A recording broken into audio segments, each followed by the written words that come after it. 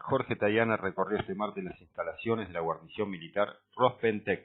la unidad del ejército más austral del país,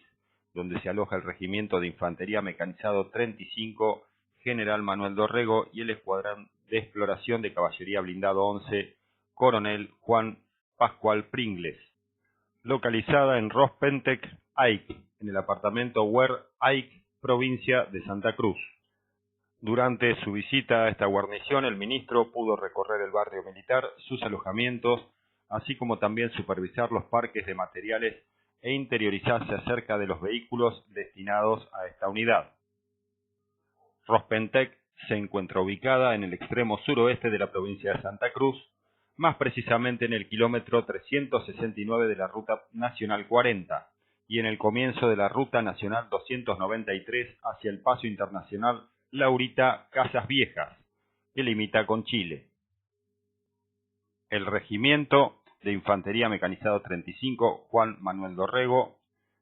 fue creado en 1980 a fin de complementar los elementos de maniobra de la entonces denominada Brigada de Infantería 11ª. Equipado con vehículos de combate de la línea M113, transporte de personal, y M106, portamorteros, en sus orígenes este regimiento se encontraba ubicado en Río Turbio, trasladándose finalmente a Rospentec. Por otro lado, el Escuadrón de Exploración de Caballería Blindado 11, Coronel Juan Pascual Pringles, fue creado en 1981 para trasladarse finalmente a Rospentec en 1983.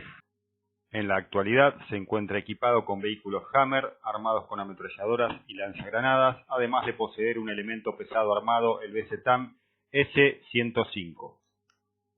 Por otra parte, el ministro de Defensa confirmó la creación de la guarnición militar conjunta en Tolwyn, provincia de Tierra del Fuego.